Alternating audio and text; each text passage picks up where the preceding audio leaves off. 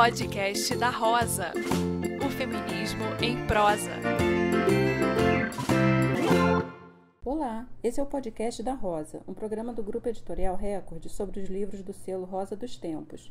Eu sou a Cláudia Lamego e hoje vou conversar com a Ana Paula Costa e a Giovana Xavier sobre o livro Mamãe e Eu e Mamãe, da Maya Angelou.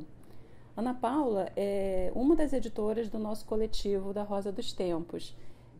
Ela editou o livro da Maya e eu queria que Ana, contasse um pouquinho pra gente sobre a emoção de trazer a Maya para o Rosa dos Tempos e falar um pouquinho do livro também. Oi, Cláudia. Oi, pessoal.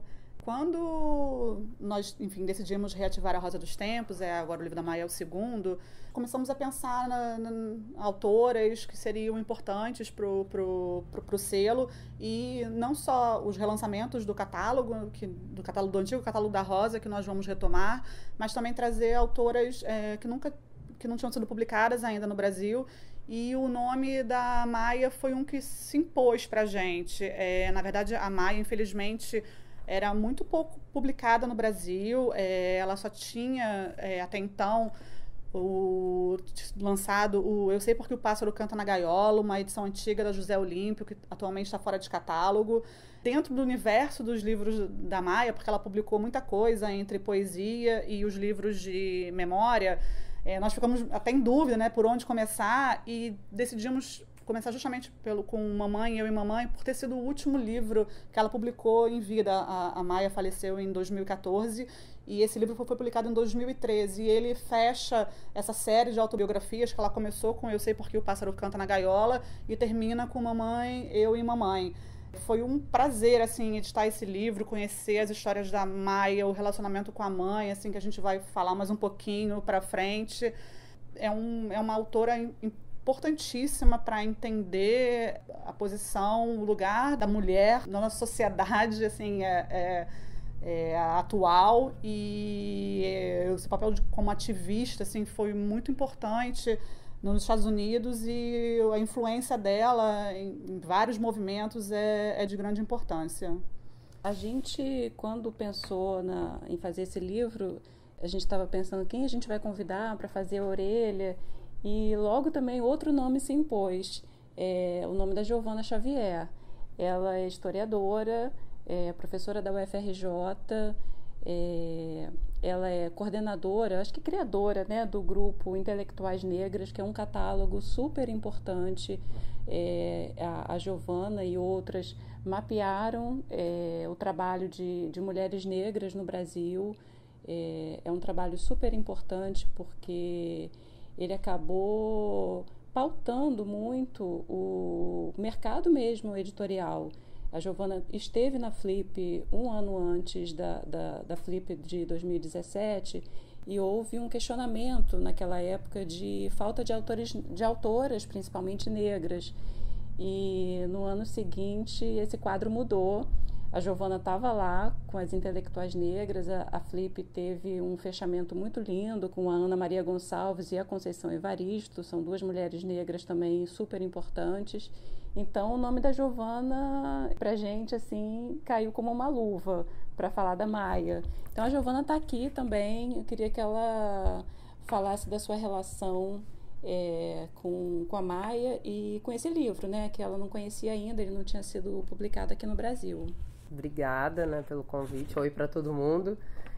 Para mim é um prazer falar da Maya Angelou. Tem muito a ver com a minha história de formação como leitora de mulheres negras. A escrita de mulheres negras é uma coisa que me mobiliza muito, né, na literatura, porque eu também não deixo de ser escritora, mas eu pratico uma escrita acadêmica, né, enquanto historiadora.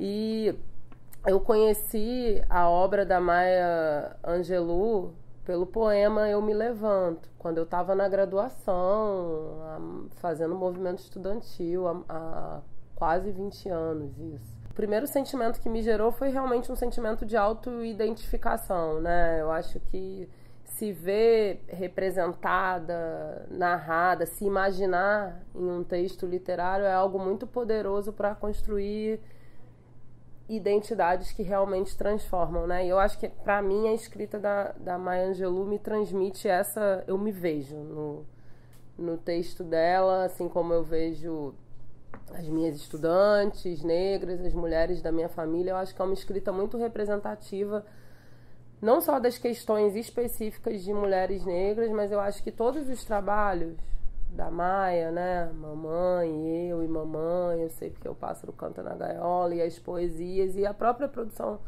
artística também, né? Ela tem roteiros de teatro. Eu acho que tudo isso vai criando duas coisas. Primeiro, uma linguagem de humanização, né? De mulheres que historicamente são pensadas a partir do lugar de objetificação. Mas eu acho que olhar a produção da Maya Angelou como um todo é refletir não só sobre a história da população negra ou das mulheres negras nos Estados Unidos ou na diáspora, mas são trabalhos sobre a história dos Estados Unidos da América, né? Que eu acho que é uma coisa que a gente conversa pouco, porque tem uma ideia muito... que são debates de pensar que literatura negra diz respeito só às questões de pessoas negras, e que questões de pessoas negras não dizem respeito a uma ideia geral de sociedade, que são questões particulares. Mas quando você pega Mamãe e Eu e Mamãe, até pela própria trajetória da Maya, né, que se estendeu do século XX para o XXI, muitos anos de vida e de produção ativa, você vê vários debates que são fundamentais para a história dos Estados Unidos, né? A própria questão...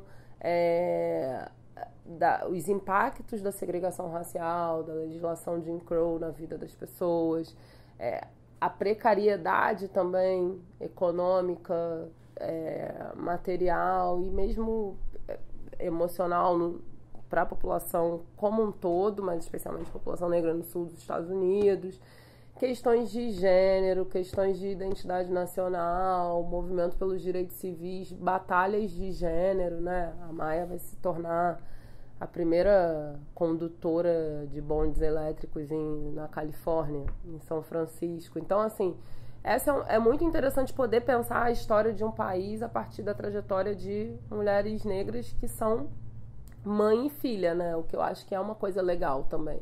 E o que me conquistou, assim, nesse livro, em particular, eu acho que a forma muito criativa, né? A Maya Angelou é brilhante, assim, de como que ela produz a narrativa. Eu acho que o livro 2 em 1, pra gente poder também... A gente se movimenta junto com o livro, né?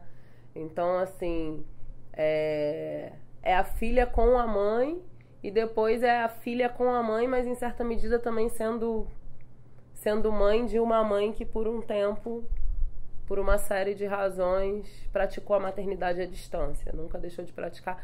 Então, assim, eu acho que tudo isso torna a escrita da Maya muito potente, tem tudo a ver com as discussões que se fazem da literatura de mulheres negras aqui no Brasil, do quanto que a literatura cura, liberta, transforma, né? A maneira que a Maya lança a mão de um sentido de amor através da família negra é muito potente para pensar questões, inclusive aqui do Brasil hoje, como genocídio da população negra, restrição de direitos humanos cada vez maior e que impacta diretamente a população negra, todo esse cenário que a gente tem vivido. Acho que é muito atual, assim. Tem uma frase que a Maya fala num documentário sobre a vida dela, e Ainda Resisto, o nome do documentário, que eu acho que é um pouco isso que você está falando, que ela percebeu que quando ela começou a escrever as autobiografias, ela diz que, falando na primeira pessoa do singular sobre a terceira pessoa do plural, sempre dizendo eu, que significa nós, ela chama de uma narrativa escrava. Uhum. E a gente pode pensar numa narrativa da diáspora também, né? Desses negros que vieram da África e que estão nos Estados Unidos e que estão no Brasil. São questões assim muito parecidas, embora com algumas diferenças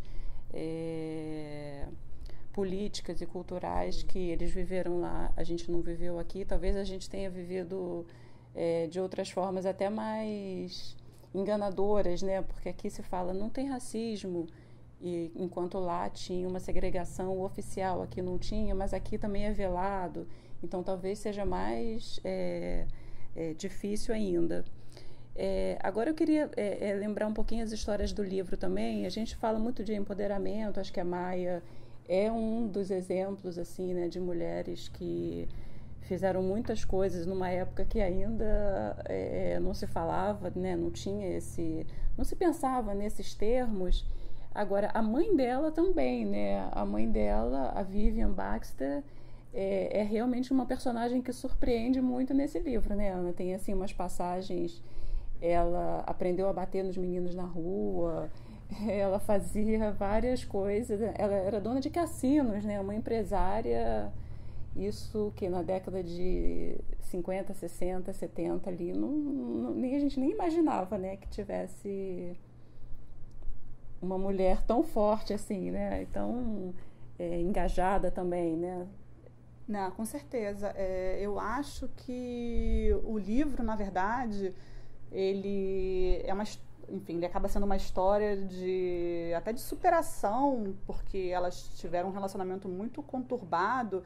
Mas o importante é que acho que a Maia ela acaba mostrando o quanto a mãe dela a influenciou para tornar a mulher que ela foi. Acho que essa figura tão forte que a mãe foi para ela, e tem histórias, acho que para mim assim, a mais emblemática é de quando a Maia fica grávida, ainda adolescente, com 17 anos, e que ela morre de medo que a mãe...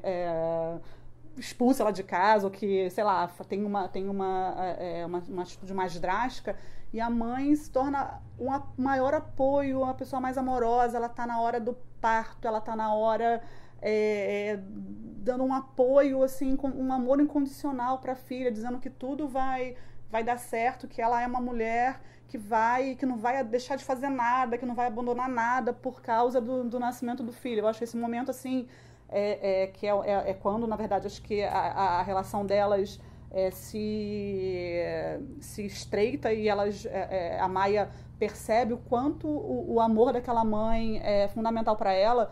E aí, voltando um pouco, porque a Maia foi viver com a avó quando ela era muito pequena, então ela ficou mais uns 10 anos vivendo... Ela foi criada, basicamente, pela avó no Arkansas, e ela volta para São Francisco...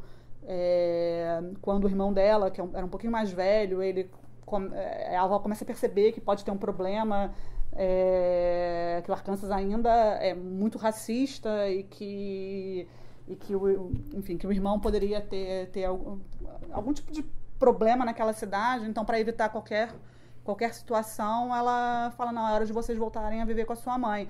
E ela volta muito relutante, né, porque ela tem todo o carinho da avó, e ela não quer, ela não acredita que ela não vai encontrar aquilo que ela precisava ali.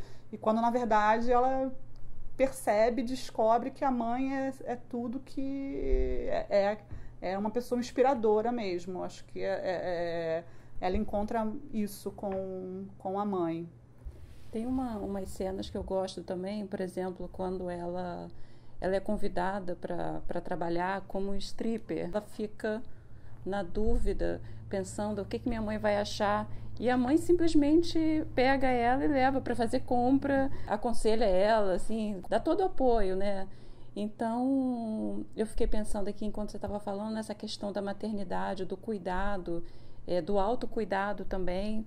E eu me lembrei de eu vi na semana passada a Dríade, que é uma jornalista, né, do Mídia Ninja, falando muito dessa questão da solidão da mulher negra, essa mulher negra que muitas vezes é mãe solteira, vive em situações que acaba perdendo o marido por um motivo ou por outro, e existe assim essa comunidade de mulheres em torno, essas mulheres que se cuidam, se ajudam, sejam mães, sejam tias, sejam avós, e todas um pouco reproduzindo esse ambiente, assim, né, de você criar o filho sozinho, esses desafios.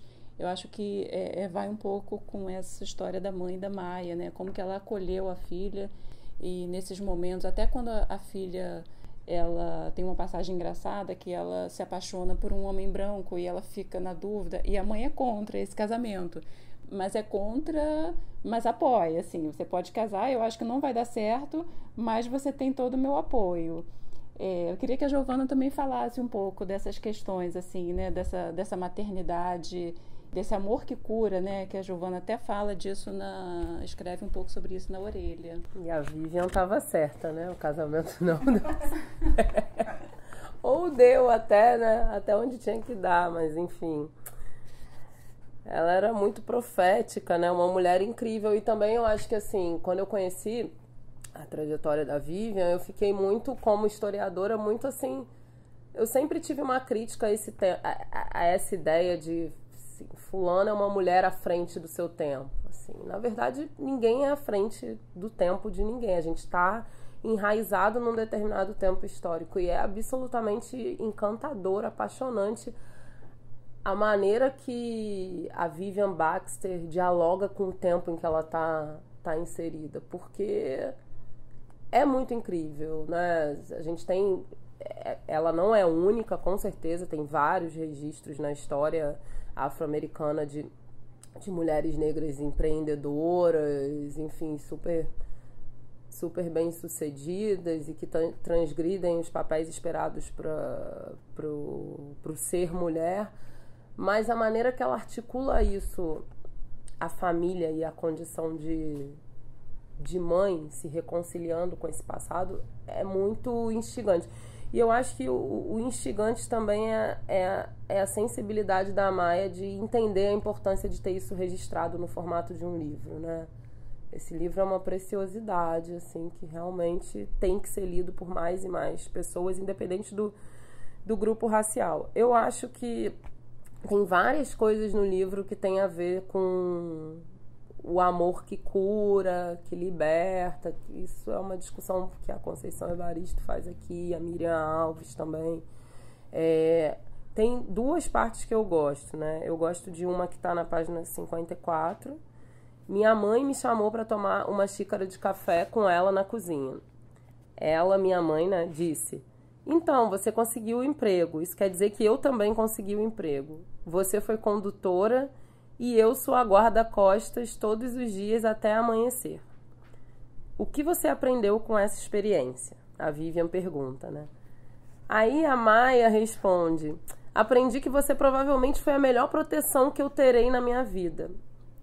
Aí a Vivian pergunta de novo: ok, mas o que você aprendeu sobre si mesma, Maia?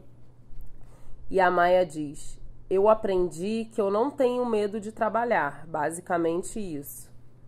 E a Vivian vai, né, sempre polêmica, né, treteira, né, eu acho que ela é treteira.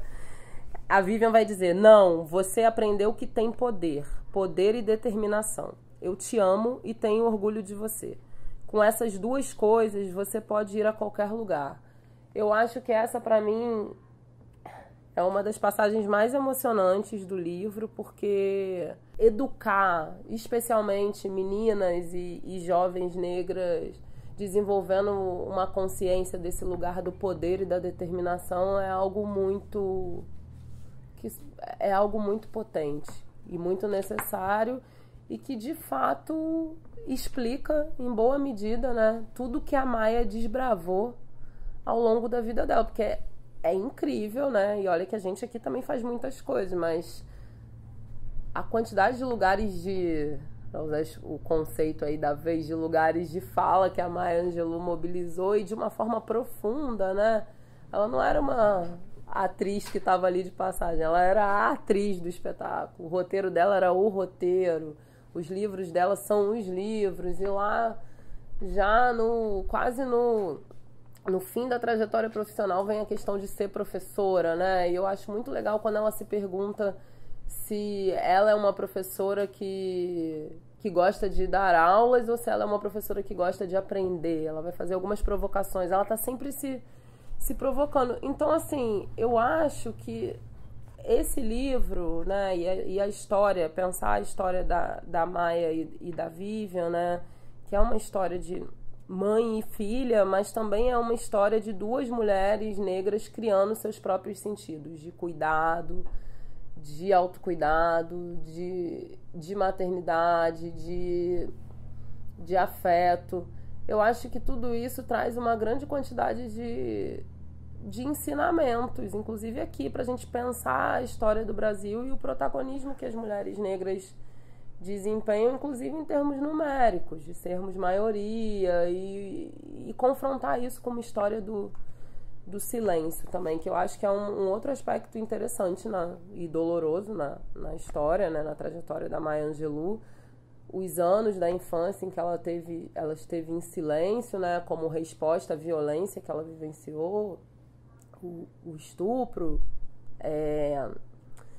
mas a maneira que ela lidou com o silêncio foi muito inspiradora também, né, porque a Maya Angelou, criança, lia Dostoiévski, sabe? Ela era leitora desses caras, e isso são histórias que a gente não conta, que a gente não conhece, ou que quando a gente conta a gente não associa a mulheres negras, né? E eu acho muito potente. Então essa questão da mãe perguntar para a filha, ok, né? A filha diz que a mãe cuidou, que você cuidou de mim. Mas a mãe quer saber o que ela aprendeu sobre si mesma, né? Eu acho que isso tem muito a ver com discussões de gênero para mulheres negras e brancas também. O quanto que, por ter uma ideia de que a mulher está no mundo, a mulher negra mais, mas para mulheres brancas também está no mundo para servir, para cuidar do outro, para ter sempre que dar conta de tudo, a gente tem uma dificuldade enorme de falar da gente mesma, de responder, tá, ok, mas o que você quer com isso? Porque a gente está sempre sendo preparada para responder como a gente pode contribuir com o outro, seja no trabalho, em casa, na vizinhança. E o livro tem esse chamamento de look inside, sabe? Olhe para dentro de você, mergulhe na sua alma. E a Maya tem toda essa coisa de uma escrita ancestral também, né? E eu acho que a maneira que isso tá organizado, para mim, essa pergunta, assim, virou meio que uma coisa que quando eu tô assim, nos redemoinhos da vida, tá, ok, o que eu aprendi sobre mim mesma com essa experiência? E eu acho que é incrível, assim, né? A gente tem uma ideia muito associada a carinho e a cuidado romantizada, né? Que o carinho é a mãe que toda noite vai lá ver se a criança tá com o edredom direitinho, dá um beijinho na testa e fecha a cortina pra ficar escurinho. Tudo bem, isso é uma possibilidade de praticar o carinho, mas você educar pro poder e pra determinação, tendo em mente, né, a consciência de que você está construindo e educando uma família negra, também é uma modalidade de praticar o carinho e o cuidado muito importante.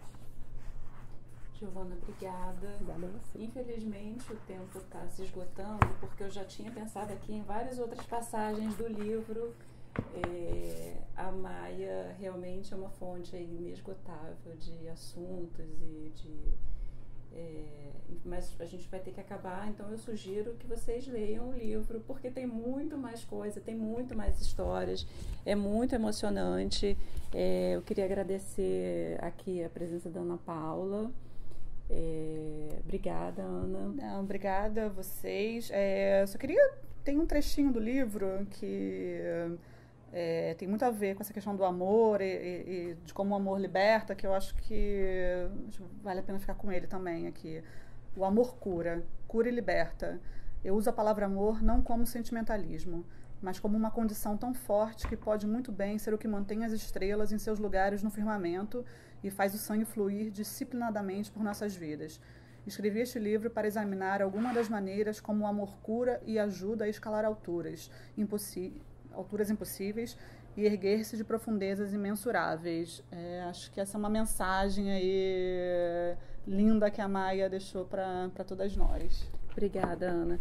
Eu queria também, antes um pouquinho de terminar, eu já vi a Giovana num evento lendo um poema da Maya, e eu tenho isso na memória, foi um momento super emocionante, e eu me lembrei dele quando veio a história da publicação do livro, enfim, e quando a Ana Paula convidou para escrever a Orelha. Aí eu acho que a gente não pode terminar sem um pouquinho dessa leitura da Giovana, desse poema lindo da Maya, que ontem estava no Doodle do Google, né? Porque a Maya, a gente esqueceu de mencionar aqui, ela fez aniversário ontem, 4 de abril, ela faria, né, 90 anos, E aí o Google fez essa homenagem bonita, várias pessoas lendo, inclusive o filho dela, a própria Maia, a Oprah, mas aqui a gente tem a Giovana, e a Giovana vai ler pra gente no nosso podcast. Maya Angelou, Ariana, que nem eu, né? Você pode me inscrever na história com as mentiras amargas que contar. Você pode me arrastar no pó. Ainda assim como pó, eu vou me levantar. Assim como a lua ou o sol, com a certeza das ondas no mar, como se ergue a esperança, ainda assim eu vou me levantar. E eu me levanto, é o nome da poesia, Maya Angelou. Obrigada, Giovana. Obrigada a você. Bem, gente, o próximo podcast vai ser sobre o livro Terra das Mulheres. Em breve a gente grava e coloca à disposição para vocês. Um abraço, até mais. Podcast da Rosa. O feminismo em prosa.